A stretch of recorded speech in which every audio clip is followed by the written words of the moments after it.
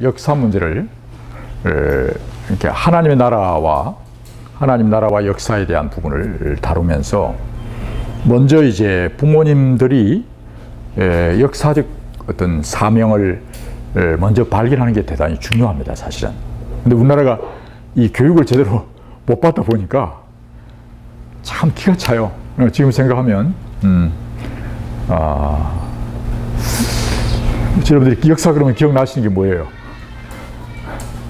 태종탄세, 문단세, 예숭연중, 임명서 뭐 이런 이제 왕들 이름을 기억하는 것도 계시죠, 그죠? 그리고 뭐 고구려가 언제 멸망했고 불교가 언제 들어오고 뭐 이런 것들 막 시험 친다고 외우신 거 기억나시잖아요, 그지? 그런 게 주로 기억이 나는데 사실 역사를 안다는 것은 뭐 우리가 창조론, 특별히 내가 누군가 어디서부터 왔다는 것을 아는 것은 내가 누군가에 대한 자기 정체성을 알게 되는 것이고, 동시에 역사라는 것은 그 정체성을 따라 살지 않으면 어떤 일이 벌어지는가를 계속 현장 속에서 하나님이 이제 징계하기도 하시고 상 주기도 하시고, 그게 하나의 과정이거든요. 그런 걸 생각하면 우리의 역사 교육이 얼마나 잘못됐는가 하는 걸 발견하고, 이 역사 교육을 제대로 못하면 사실은 이제 우리가 뭘 해야 될 것인가에 대한 문제 또한 사실은 해결이 안 되는 거예요. 오늘 사실 우리 부모님들이 먼저 이 문제에 대해서 부모님들이 오늘 자녀 교육에 대한 어떤 사명이 있잖아요, 그죠? 이것이 역사적으로 오늘 뭘 의미하는가에 대한 역사적 어떤 오늘 현장에서의 앞으로의 방향에 대한 좌표 설정, 이게 안 되어지면 그냥 뭐 해도 되고 말아도 되고 라고 이렇게 생각할 수 있는 겁니다. 해도 되고 안 해도 되고. 여러분들이 홈스쿨, 제가 너무 안타까운 게 그냥 홈스쿨을 하나의 이제 교육 중에 하나로 그렇게 생각하는 거예요. 그러니까 대안학교도 있고 이제 공립학교도 있고 또 기독교 학교도 있고 그다음에 홈스쿨도 있고 이렇게 생각할 수 있는데, 이렇게 뭘 하는가가 중요한 게 아니라 이제 왜 그걸 해야 하는가에 대한 이 부분을 여러분들이 이제 잘 알고 시작을 해야 된다는 것입니다. 특별히 이번 8월 15일 여러분들이 어떤 이 시국에 대한 이 오늘의 역사 인식, 사실은 오늘 우리나라가 남북한으로 분단되어 있고 아마 좀 관심 있는 분도 있고 관심 없는 분도 있겠는데, 오늘의 이 역사적 상황에 대한 인식 또한 사실은 하나님의 나라 관점에서 보고 이 문제를 사실은 대처를 해야 합니다. 그런데 사실은 그렇지 않은 경우가 많아요. 그러니까 지난번도 잠깐 그 얘기를 했나 모르겠는데, 제일 무서운 병은 내가 무슨 병이 걸렸는지 모르는 병, 그 병이 제일 무서운 병이죠. 그러면서 그 다른 사람에게 전염도 시킬 수 있고 하기 때문에 정말 내가 무슨 병에 걸렸는지 모르는 병, 그러니까 병 안 걸렸다고 생각하는 거죠. 병 안 걸렸다고 생각하는 그 병이 제일 사실은 무서운 병입니다. 자기는 건강하다고 생각하는, 잘하고 있다고 생각하는 그 문제에 대해서 올바른 진단을 못하는 거죠. 오늘 이 역사에 대한 올바른 진단을 못하는 것입니다. 그럼 어떤 사람은 오늘의 이 상황에 대해서 괜찮지 않냐, 또 어떤 사람은 좀 문제가 있는 것 같아, 또 심각하다 그래. 심각함이 왜 심각한가 말이죠. 그 기준이 사실은 바르게 설정되어야 합니다. 오늘 그래서 저는 홈스쿨 오늘 이 얘기를 하면서 여러분들이 먼저 우리 부모님들이 먼저 하나님 앞에 깨닫고 정말 그 사명이 무엇인가, 그 사명 속에서 이제 자녀 교육이 포함되는 것이에요. 어떤 의미에서 더 중요한 것은 자녀 문제가 아니에요. 지난번도 그 얘기했죠. 자녀 문제가 아닙니다. 여러분들이 내가 이 문제에 대해서 어떻게 보고 하나님 앞에 새롭게 되느냐가 여러분들의 자녀 교육의 우선하는 문제예요. 여러분들의 과정이 변해야 된다니까요. 과정이 아니고 가정, 홈이 바뀌어져야 돼요. 바뀌어져야 그 문제의식을 가지고 여러분들이 어떻게 주님을 따라가느냐에 따라서 여러분들이 자녀가 그걸 보고 있다니까요. 그래서 그 아이들에게 뭘 자꾸 이렇게 해라 저렇게 해라 가르치는 게 아니라 여러분들이 주님을 따라가는 것이에요. 그렇죠? 우리가 주님을 따라가는데 아이들이 따라오는 것입니다. 함께 가는 것입니다. 바울이 뭐라고 말합니까? 내가 나를 본받으라 그러죠. 내가 주를 따라가는 것처럼, 내가 따라가는 것처럼 너희가 나를 보고 받으라고 말하고 있잖아요. 그러니까 교육은 사실은 나를 본받으라 하는 거예요. 그렇기 때문에 여러분들이 우리가 먼저 변화되어야 되고, 그것은 어떤 의미에서 그게 당연하잖아요. 아무래도 여러분들이 먼저 갈 것뿐만 아니라 먼저 우리가 갈 수도 있긴 하지만 사명이 뭐냐면 우리가 그들에게 뭐 좋은 본을 보여줘야 되는 것이거든요. 그러면 성경에 뭐라고 말합니까? 남에게 복음은 전하고 남에게 생명은 전해주고 자기는 생명을 못 누려. 불행한 거죠. 자기가 복음 전했어요. 그럴 수도 있어요. 남에게 복음을 전해줄 수는 있어요. 근데 자기가 그 경험을 누리지 못할 수 있어요. 그 생명, 그 기쁨, 그 하늘나라의 감격을 누리지 못하고 남에게 전달만 해주고 남 좋은 일을 시키고 자기는 망할 수도 있죠. 하나님 그거 원치 않죠. 우리가 사실은 그 하나님의 생명을, 그 하나님의 영광을 누리고 그것이 우리 자녀들과 함께 함께 나누어져야 되는 것입니다. 그래서 정말, 그래서 저는 오늘 2020년 8월, 오늘이 8일인가요? 네, 8월 8일. 이 시점에 아마 8월 15일은 서울로 광화문으로 가자 하는 그 분위기가 지금 굉장히 많이 고조되고 있어요. 오늘 아침도 제가 그것 때문에 사실 며칠 전에 또 모임을 하고 기도를 하는 중에 참 마음이 많이 이런 나라적 상황이 온 것에 대한 마음의 아픔, 또 오늘 이 상황에 대한 제대로 된 인식과 그 원인에 대한 돌아봄, 그리고 이제 어떻게 할 것인가에 대한 올바른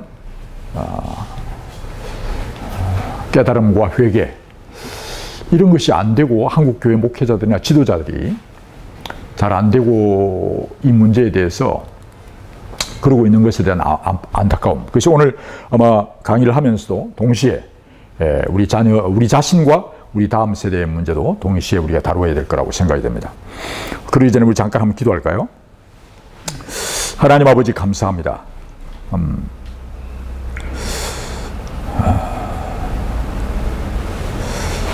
북녘 땅에서 들려오는 탈북자들을 통해서 정말 이루 표현할 수 없는 그런 무자비한 그 일을 자행하는 자들이 받을 그 하나님 앞에서의 어마무시한 심판을 또한 그들은 알지 못하고 그저 꼭두가시 같이 놀아나는 그 권력을 진 자들, 또 거기에 하수인 같이 함께 놀아나며 거기에 고통과 괴로움을 당하는 수천만의 생명들이 있음을 압니다. 주님 또한 저희들 또한 같은 언어를 쓰고 같은 문화권에 있는 저희들이 이 몇 시간도 안 되는 거리에 그 비참한 공동체가 지금도 존재하고 있고, 또 이곳에 아버지 하나님 이런 일들이 벌어지고 있는 이 모든 일들에 대해서 하나님 앞에 왜 이렇게 되는가에 대한 이 물음을 던지고 이 역사적 사명이 무엇인지 볼 수 있도록 하나님 저희들의 눈을 열어주시기를 간절히 소원합니다. 하나님의 나라가 하늘에서 이루어진 것처럼 이 땅에 이루어져야 할 그 놀라운 나라를 생각하며 거기에 생육과 번성의 땅에 충만하며 정말 하나님 나라는 먹고 마시는 것만 아니라 성령 안에서 의와 평화와 감격과 기쁨이라고 하셨사온데, 그것과는 대비된 이 심각한 이 현실을 바라보며 하나님 앞에 오늘 우리 자녀 문제 다음 세대에 넘겨주기 위해서 우리가 받아야 될, 또 우리가 하나님 앞에 받아야 할 사명이 무엇이며 또 누려야 할 그 영광이 무엇인지를 아버지 이 시간 알게 해 주시기를 간절히 소원합니다. 주님, 그래서 단순히 이 시간에 자녀들에게 무엇을 어떤 내용을 가르칠까에 대한 그런 지적인 어떤 우리의 생각의 어떤 주님 그런 노름에 멈추지 않게 하시고 주님의 마음을 주님의 그 가슴 아픈 하나님의 마음을 주님 깨닫고 느끼고 함께 또한 주님 앞에 기도하는 귀한 시간 될 수 있도록 인도해 주옵소서. 모든 순서를 통해 주님 영광 받으시고 우리의 아버지 되시며 우리의 남편 되시며 우리의 인도자 되신 성령께서 오셔서 이 모임을 인도해 주옵소서. 예수님의 이름으로 기도합니다. 아멘.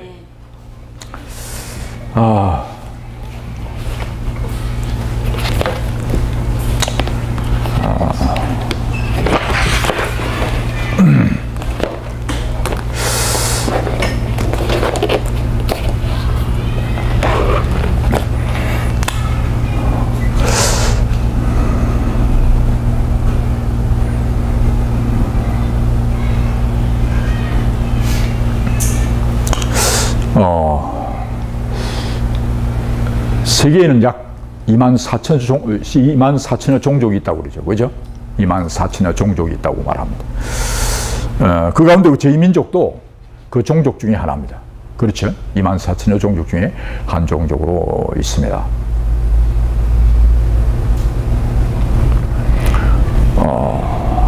여러분들이 이제 그 나라 이 종족이 나누어진 원래는 아시다시피 하나의 언어, 하나의 구음으로 한 민족, 한 단일한 나라였습니다. 그렇죠? 어떤 사건으로 인하여 언어가 나누어진 건 아시죠? 어떤 사건이죠?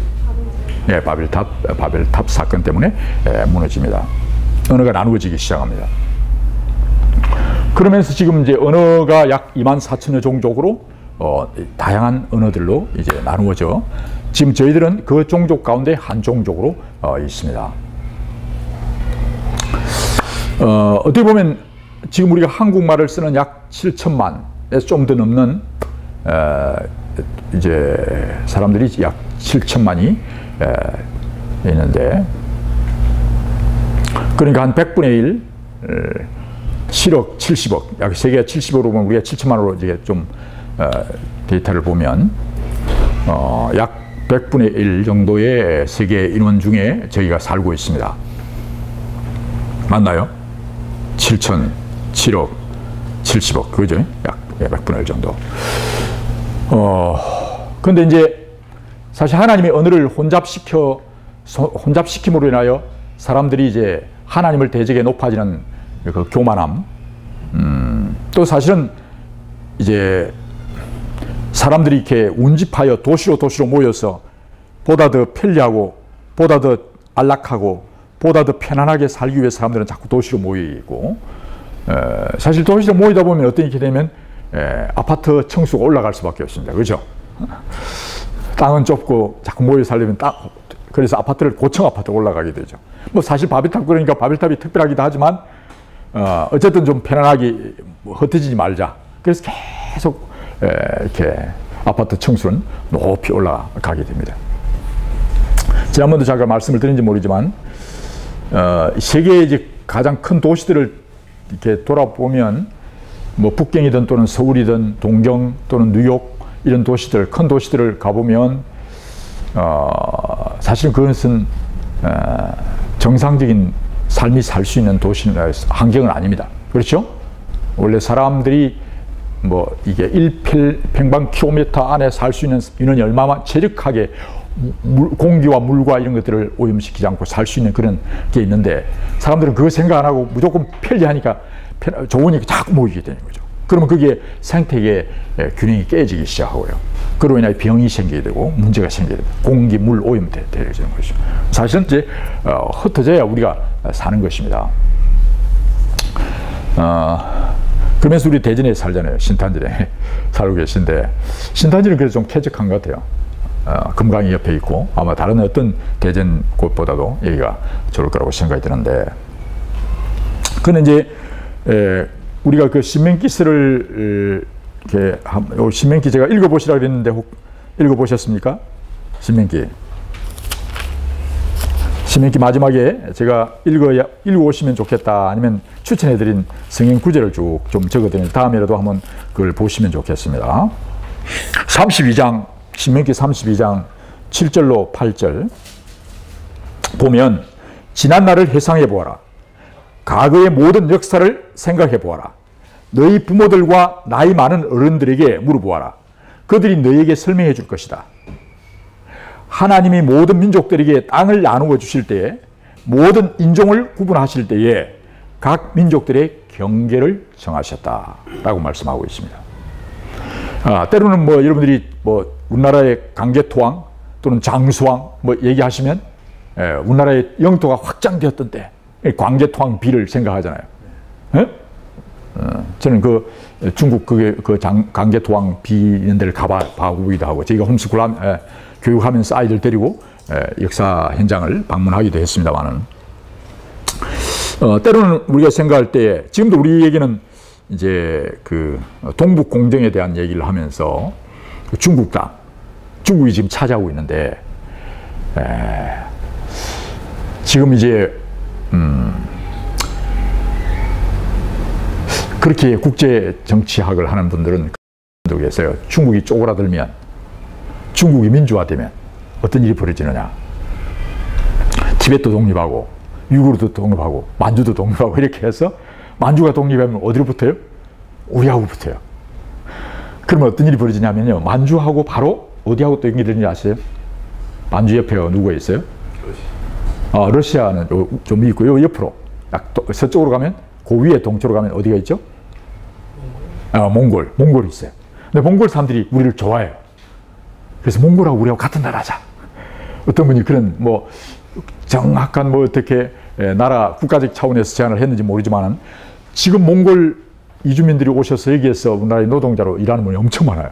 그리고 몽골 수입의 뭐 상당한 프로테이지를 여기에 벌어서 보내주는 걸로 인해 살고 있다, 그렇게 얘기를 하는데, 몽골은 정확하게 제 숫자는 잘 모르지만 어마어마한 땅인데 인구는 한 200~300만, 제가 알기로는 500만이 안 될 거예요. 350만 년도 밖에 안 돼요. 땅은 우리 한 20~30배 될 거예요 아마.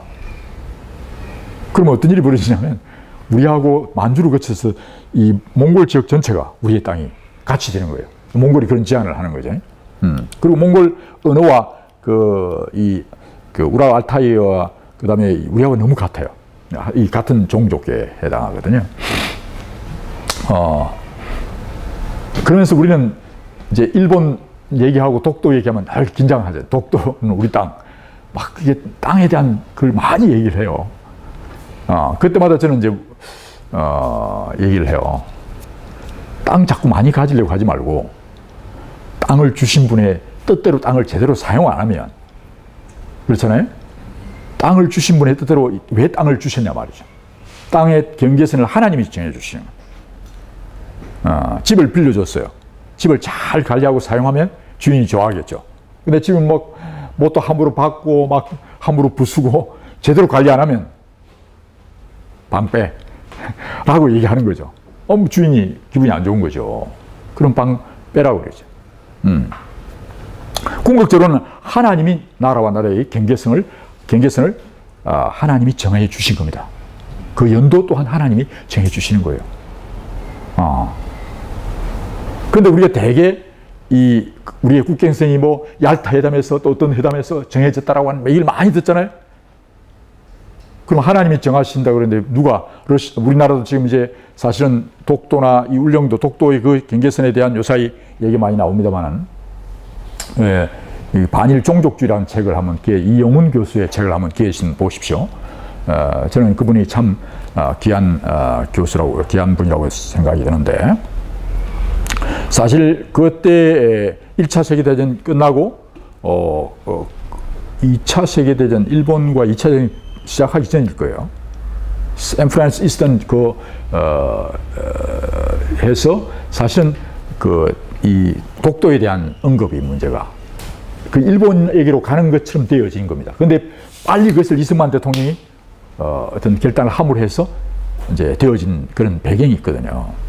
그래서 지금도 사실은 그것 때문에 많이 갈등을 하고 있는데, 어떻게 보면 좀 그래요. 독도가 한국 땅입니까? 일본 땅입니까? 더 중요한 것은 하나님의 땅이에요. 그렇죠? 하나님의 것인데 하나님이 누구에게 맡기느냐. 제대로 안 하면 하나님이 그 땅을 쪼그라들게 만들어야죠. 제대로 하나님이 주신 땅을 제대로 관리하지 못하면 하나님은 그 사람이 관리하지 못하도록 땅을 빼앗아갑니다. 그래서 지금 잘 알다시피 쿠르트족 같은, 아시죠? 쿠르트족? 예, 쿠웨이트 위에, 그 다음에 터키의 동쪽에 있는 쿠르트족은 한 2천만인가 3천만인가 4천만 되는 엄청난 큰 나라인데도 땅이 제대로 없어요. 그래서 막 지금 셋집을 사는 거예요. 터키의 일부를 사고, 쿠웨이트 북쪽에 살면서, 그 다음에 이란과 이렇게 이라크의 부분을 살면서 남의 집에 사는 거죠. 이런 일들이 일어나게 되는 원인이, 이것이 러시아 또는 뭐 이란, 이라크, 터키와의 관계 속에서 우리가 이렇게 되었다. 그래서 우리를 이들부터 독립해 달라고, 독립해 달라고, 우리에게 땅을 달라고 막 그렇게 데모를 많이 해요. 그래서 제가 터키를 여행하거나 또는 여러분들이 팔레스타인, 이스라엘도 혹시 여행을 해보면 이스라엘 들어가면 우리가 잘 아는 팔레스타인들을 말이죠. 많이 만납니다. 그들이 계속 얘기합니다. 우리가 이 땅이 우리 땅인데 유대인들이 들어와가지고, 이스라엘이 들어와가지고 땅을 차지했다. 우리를 독립해달라고 막 관광 온 손님들이 막 얘기를 막 해요. 그러니까 지금 이제 유대인 또는 이스라엘과 팔레스타인 간에 계속 지금 영토 일들이 일어나고 있잖아요. 그죠? 일어나는데 어떤 일이 벌어졌냐면, 하나님께서 팔레스타인 그때 당시 살고 있던 종족들이 그야말로 하나님 보실 때는 정말 잘못된 이 땅을 주신 하나님의 뜻대로 살지 않은 거죠. 그래서 하나님이 그들을 다 인간을 청소시킵니다. 너무 더러웠어. 요새도 그렇지, 뭐 코로나 바이러스, 코로나는 그래도 그렇게 심한 병이 아닙니다. 그럼에도 불구하고 중국 같은 못을 박아버려요. 그러니까 아파트 문을 박아버린대. 그러니까 박는 정도가 아니라, 제가 지금 중국에 가르치다가 들어와 있는 우리 교수 한 사람이 있는데, 아예 북경에는요, 용접공이 와가지고 아파트 문을 용접을 시켜버린대. 그 전염 안 시키려고. 그 정도. 근데 사실 코로나도 사실 심각하긴 하지만, 치사율을 볼 때는 그렇게 많이 독감보다 덜하다고 얘기하잖아요. 단지 우리가 지금 먹을 수 있는 그런 치료약이 없어서 문제지만 그렇게 심한 건 아니거든요. 근데 지금 이제 팔레스타인에 살던 그들이 하나님의 말씀을 어기고 그야말로 무질서하고 정말 그야말로 이렇게 타락된 삶을 살면 거기에 온갖 들어온 질병들이 나서 죽는 거예요. 망하는 거예요. 그럼 이것이 전염되어서 인류에 확산될 때 하나님이 그걸 막으시는 거죠. 그래서 때로는 많은 사람들이 생각할 때, 와, 하나님이 그냥 여자들, 애기들, 막 짐승들 할 것 없이 다 싸그리 죽이라. 그러니까 너무 잔인하다. 그렇게 이야기를 하는데 사실 그렇지 않죠. 하나님은 우리보다도 훨씬 더 하나님은 사랑이시잖아요. 그렇죠? 하나님은 사랑이십니다. 그럼에도 불구하고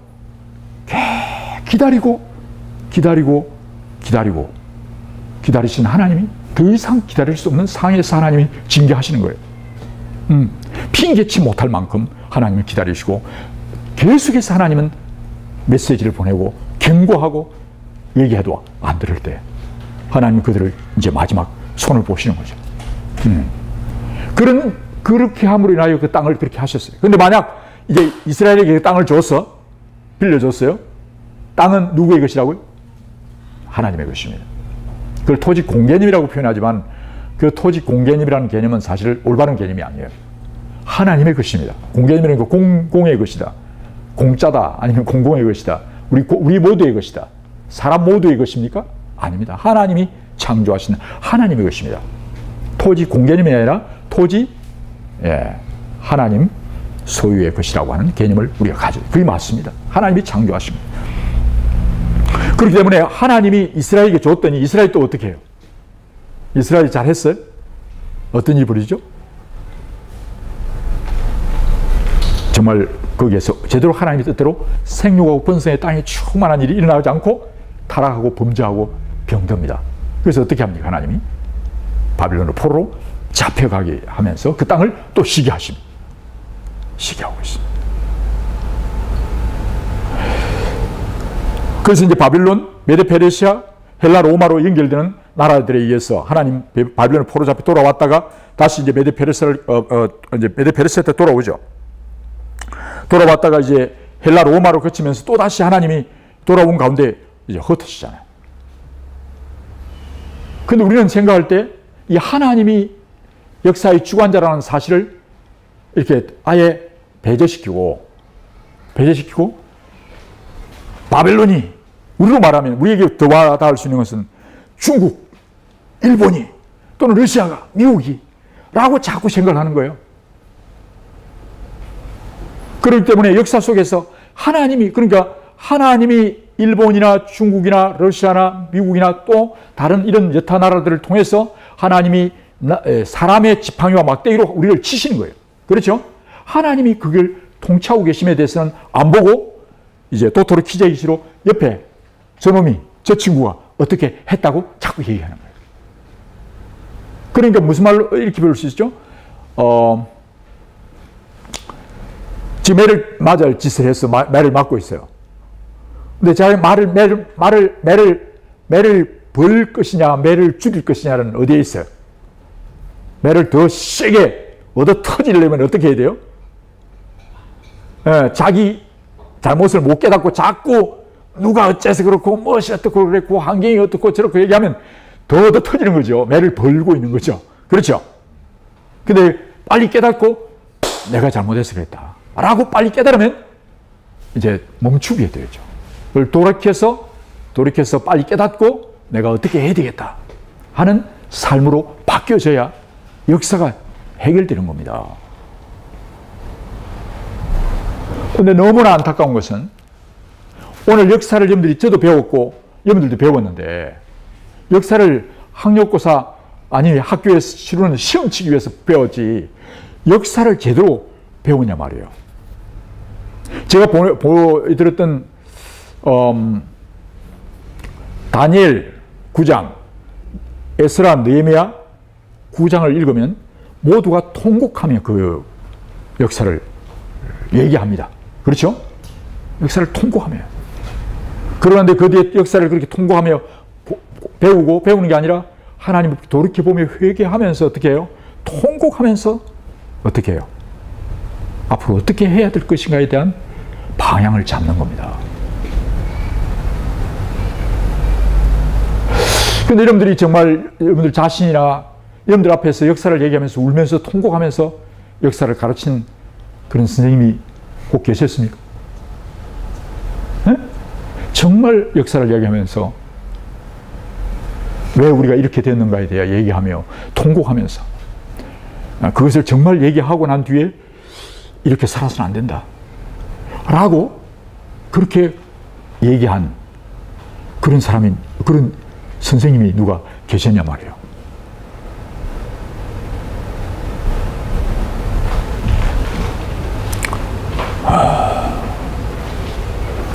그래서 다니엘 9장, 에스라, 느헤미야 이 9장을 읽으면 거의 통곡이에요. 통곡. 그때 포로로 잡혀가서 그 역사적 사건을 생각하면서 통곡하는 것이죠. 근데 지금 우리는 일본이 지금 위안부 우리 할머니들, 우리 누나 또는 우리 옛날에 그때 당시에 누나 아니면 그런 사람들이 일본에 잡혀간 것에 대해서 계속 일본에 대해서 얘기해요.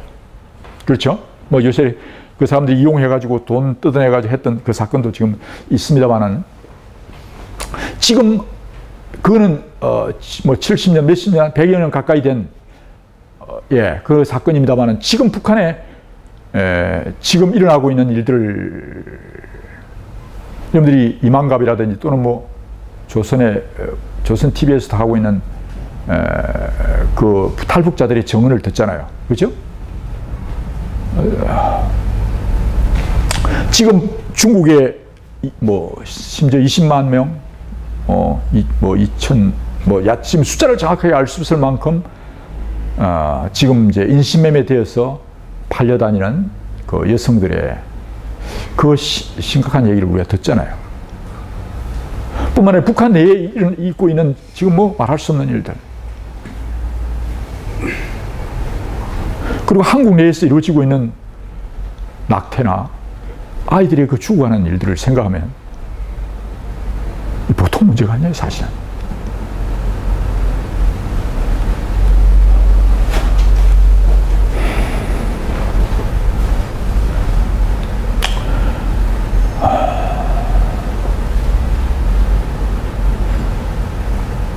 그래서 오늘 우리가 이 홈스쿨을 단지 이 홈스쿨의 문제가 아니라 오늘 우리 자신이 지금 어떻게 어느 시점에 와 있고 그래서 왜 내가 교육을 해야 되며 자녀를 어떻게 키워야 될 것인가에 대한 이 문제에 대한 이 심각함 이 부분에 대해서 정말 저는 아이들의 문제가 아니라 아버지 어머니로서 우리 먼저 이 시대를 살아가는 저희들이 어떻게 이 문제를 볼 건가 하는 것입니다. 여러분들이 잘 아는 그 다니엘이 뭐라고 얘기합니까? 1장 8절에 다니엘은 왕의 음식과 포도주로 자신을 더럽히지 않겠다고 굳게 마음을 먹고 궁중 대신에게 자기를 도와달라고 간청하였다라고 하는 이 간단한 1장 8절이지만은 사실 이 다니엘이 이렇게 마음을 정하는 가장 큰 이유는 지금 자기가 포로로 잡혀 이 나라가 완전히 포로로 잡혀간 상황의 역사적 인식을 했기 때문에 그걸 뜻을 정하는 겁니다. 뜻을 정하는 거예요.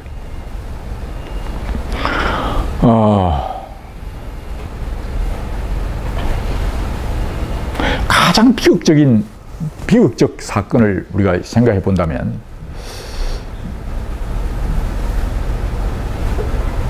자식을 잡아먹는 엄마 또는 아버지를 잡아먹는 또는 엄마를 잡아먹는 아들 그것이 어떻게 보면 최악의 상황이라고 볼 수 있어요. 그렇죠? 그보다 더 끔찍한 상황을 우리가 상상할 수 있습니까? 그보다 더 상상할 수 없어요.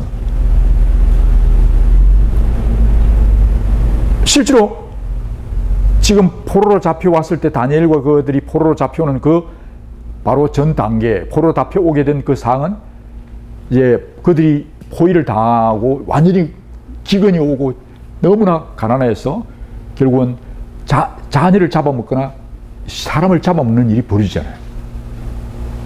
네? 원래는 어떻게 되냐면 내가 사실은 사랑해야 돼요. 지난번에 얘기했죠. 십자가와 칼을 얘기를 했는데 잡아먹는 게 아니라 잡아먹혀주는 것. 내가 이 땅에 온 것은 섬김을 받으려 함이 아니고 섬기려 하고 내 목숨을 저들을 위해서 내어 주기 위해서. 사실은 하나님의 나라는 우리가 죽어주는 거예요. 남을 죽이는 게 아니에요. 잡아먹는 게 아니라 잡아먹히는 거예요. 어떤 의미에서는 우리가 그를 위해서 우리의 서서히 우리는 우리의 생명을 주고 있는 과정입니다. 우리가 매일매일 살아가는 게 아니라 죽어가는 것이죠. 그러나 또 부활할 것이고 우리는 생명을 줌으로 부활의 영광을 경험하고 있는 겁니다. 우리는 사실 매일매일 나의 시간의 일부를 통해서 다른 사람을 위해서 내 생명을 주고 있는 과정입니다. 그렇죠? 주는 것입니다. 근데 이게 제대로 주지 않을 때 어떤 일이 벌어지냐면 남의 생명을 뺏어먹는 거로 바꾸어져. 그것이 극단적인 모습이 나타나는 것이 자기 자녀를 잡아먹는 일들이 벌어지고 이것이 어떤 면에서는 인간의 가장 하나님의 역사를 역류하는 거꾸로 되어 있는 또는 마귀의 역사의 극적 모습을 보여주고 있는 것입니다. 그게 바벨론을 포로로 잡혀갈 때 이스라엘의 모습이었습니다. 유다의 모습이었습니다. 그렇죠. 그때 다니엘이 이 나이가 10대인 이 중반의 이 청소년이 뜻을 정할 수 있었던 것은 그 상황을 정말 자기 앞에 이렇게 펼쳐진 또는 차려진 음식을 먹지 않고 나는 이걸 먹지 않을 거야 라고 결정하는 것은 지금 그런 음식을 이렇게 먹음직하고 보암직하고 이 지혜롭게 할 것에 따라서 인간에 따라서 마음대로 하나님 말씀대로 살지 않고 내가 보기에 먹음직한, 그것은 에덴 동산으로 거슬러 올라가서 정말 우리가 내가 진짜 생명의 떡이요 음료라고 말씀하신 예수님을 먹어야 되는데, 예수님을 먹어야 되고 정말 생명의 과일을 먹어야 되는데 엉뚱한 걸 먹는 것이죠. 사실 알고 보면 우리의 범죄의 많은 부분은 먹는 것과 연결되어 있습니다. 사는 것과 연결되죠.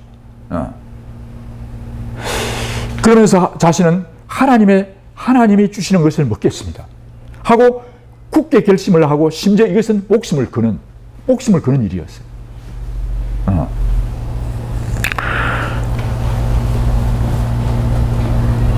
그래서 오늘 이스라엘이라고 하는 한 나라, 이스라엘, 유대라는 이 나라를 통해서 하나님은 전 세계를 우리에게 하나의 놀라운 실험 대상으로 우리에게 보여주시는 겁니다. 그래서 이스라엘은 특별한 나라로 특별 대우를 하는 게 아닙니다. 하나의 모델을 보여주시는 겁니다. 모델로 보여주시는 거죠. 그 모델을 통해서 오늘 우리에게 교훈하시는 겁니다. 그래서 오늘 우리나라를 바라보면서, 이 이스라엘이라고 하는 한 나라를 바라보면서 우리나라를 어떻게 하나님은 하고 계시는가를 보고, 오늘 우리가 지금 우리나라에 지금 펼쳐진 상황을 보고 우리가 어떻게 할 것인가를 뜻을 정하셔야 돼요. 여기는 홈스쿨도 될 수 있고, 홈스쿨 아이들에게 뭘 가르치는 게 아니고 여러분들 자신이 사실은 뜻을 정하는 게, 뜻을 정해야 돼요. 심지어 내가 목숨을 잃는 한이 있더라도 다니엘은 뜻을 정하여서 자기가 그렇게 하면 왕이 잡아 죽이겠다고 말한 그 법령이 선포된 것을 알고도 그것을 계속합니다. 그렇죠? 그렇게 해서 놀라운 역전이 일어나죠. 그 일이 벌어지게 되는데, 저는 오늘 저와 여러분이 오늘 우리 가족과 친족과 민족, 우리나라를 바라보면서 오늘 우리나라가 하나님의 관점에서 오늘 지금 가족과 친족과 민족이 어떤 상황에 와 있는가를 여러분들이 그것을 하나님의 관점에서 볼 수 있기를 바라요. 그러면 이것에 대해서 사실은 진단이 됩니다. 진단이 된다니까. 그 진단을 해서 여러분들이 치료의 처방약을 받고 그걸 통해서 해결하고 나간다면 놀라운 일들이 일어나겠죠. 그래서 오히려 우리 자녀들에게 이것을, 역사를 전수시키는 거죠. 그래서 계속해서 지난날을 회상해 보아라. 가게의 모든 역사를 생각해 보라. 너희 부모들과 나이 많은 어른들에게 물어보아라. 그들이 너에게 설명해 줄 것이다. 이걸 설명해 줘야 되는 거예요. 이게 어떤 면에서 전수해 주는 거죠. 그게 이제 토라나 계속 창세기, 출애굽기, 레위기 이것을 계속 얘기해 주는 겁니다. 그게 성경을 통해서 기록되어 있고, 하나님 아버지로부터 내려온 아버지의 마음이 자식에게로 이게 전달되어 가서 전달 잘 되어져서 엘리사 같은 애가 나와야 되는 거죠. 엘리사 같은 애가 물어와 그걸 전달해 주는. 그러면 일어나고 있는 이 지금 우리나라의 상황도 사실은 우리가 설명해 줘야 돼요. 왜 이런 일이 벌어졌는지. 그런데 설명할 때, 예를 들면 우리가 지금 설명할 때 우리나라에 좀 예를 들면 최근에 있었던 8월 달입니다만은 6.25 70주년이 있었어요. 6.25 전쟁이 어떻게 일어나는가에 대해서 물으면 여러분들이 어떻게 설명하겠어요? 뭐 가서 선생님이 역사 교과서에서 가르치도록 학교 갖다 맡겼더니 이제 지금 어떤 일이 벌어지고 있죠? 학교에서는 6.25 전쟁이 왜 일어났죠? 우리가 지금 쳐들어갔다 그러잖아요. 남쪽에서.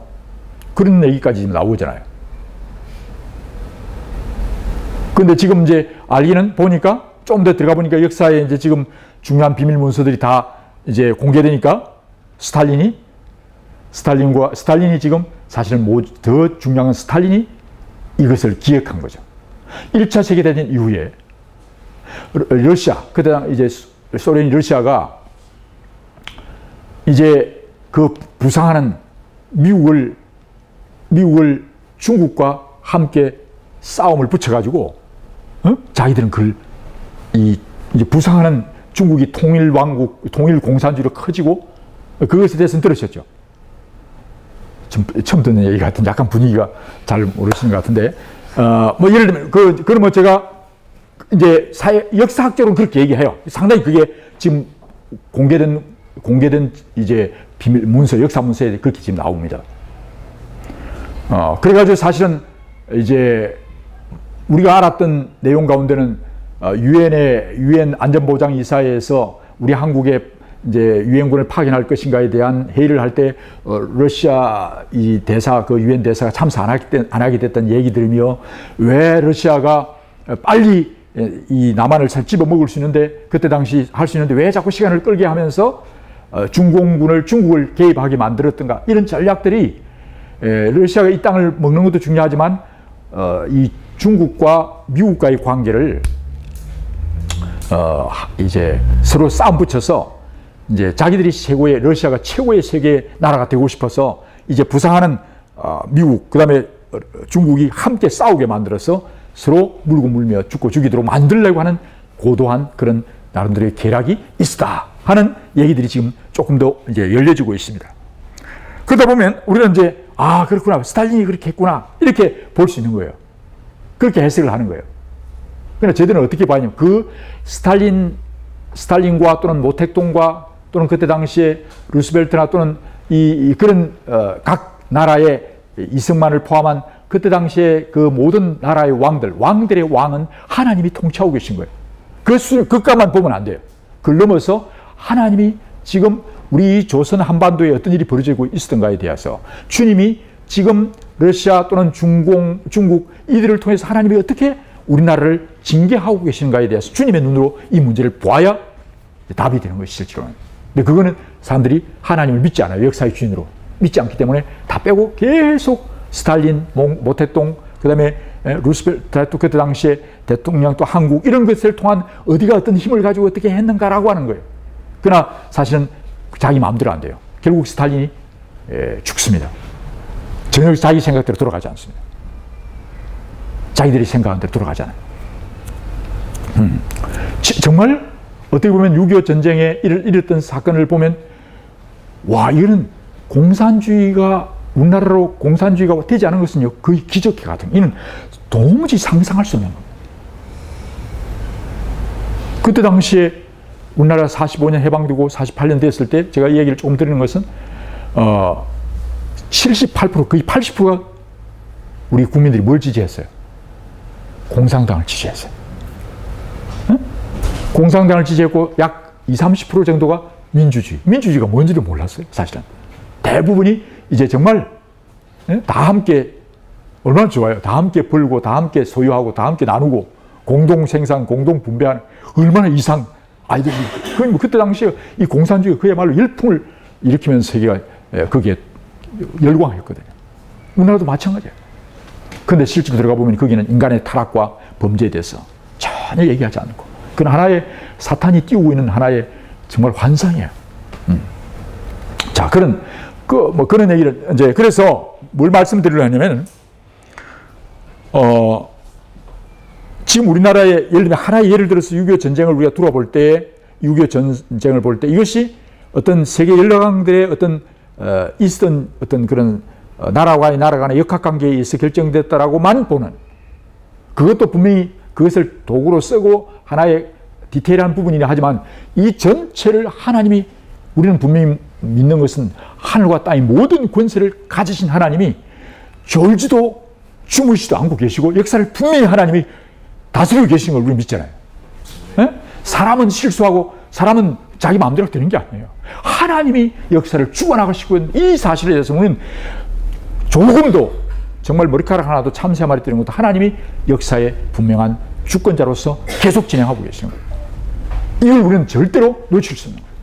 그러나 이제 일반 여러분들이 배웠던, 혹시 여러분들 역사 공부하신 분 계세요? 역사 공부하시 한번 손 들어보세요. 역사 없으시고 있는.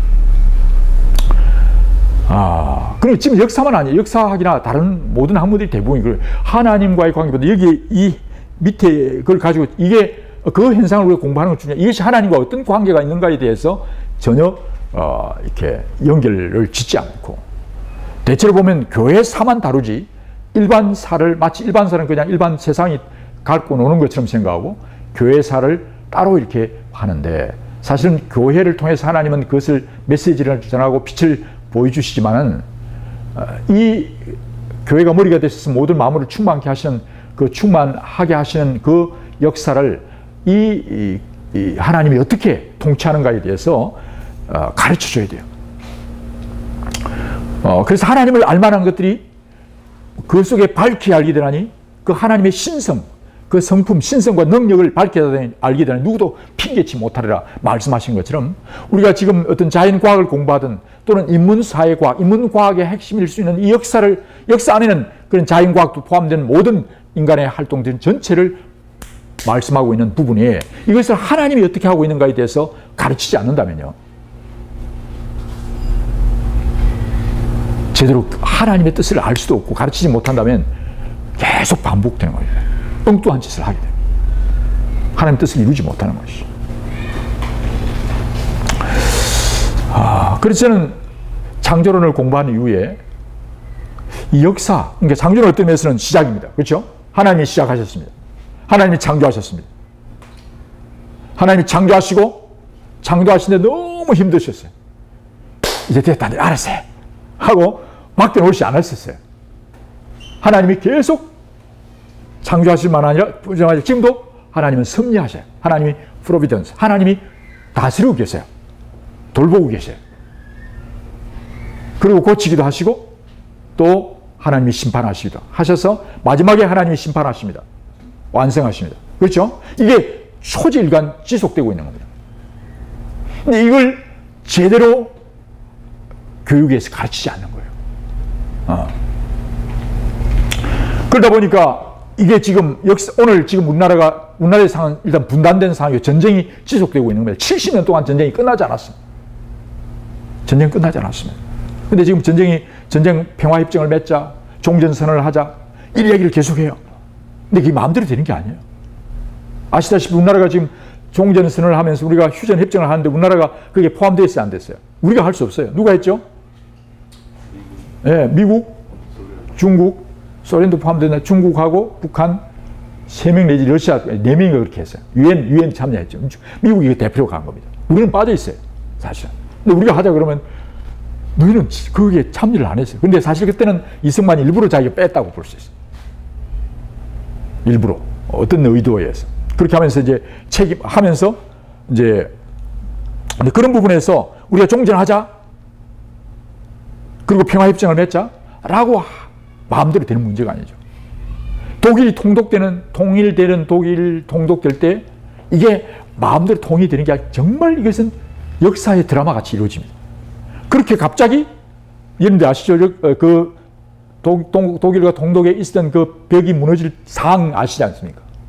그때 그 무너지는 상황이에요. 잘못된 오보로 인해서 무너지기 시작합니다. 한번 보세요. 전혀 예상치 않았어요. 니콜라이 교회에서 기도했습니다. 했지만은요, 정말 어떻게 보면 러시아와 또는 미국과 뭐 관계 이런 것들을 하긴 했지만은요, 전혀 예상치 않은 사건이 벌어집니다.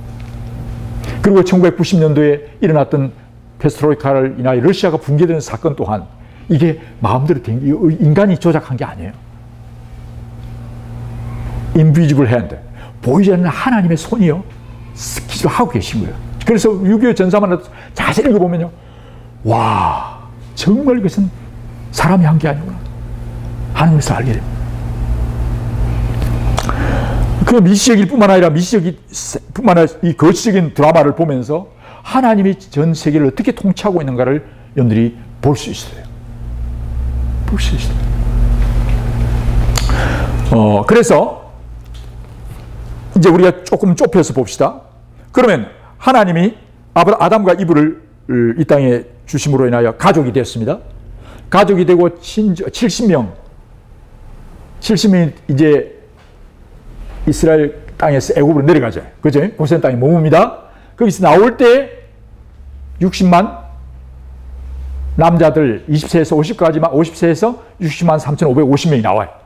그렇죠? 그 곱하기 한 4 내지 5를 하면 약 200만 내지 300만의 사람들이 나오게 돼요. 하나의 이제 종족을 형성하게 됩니다. 그렇죠? 그러면서 그들이 그 나라를 이제 하나님은 지난번도 유럽과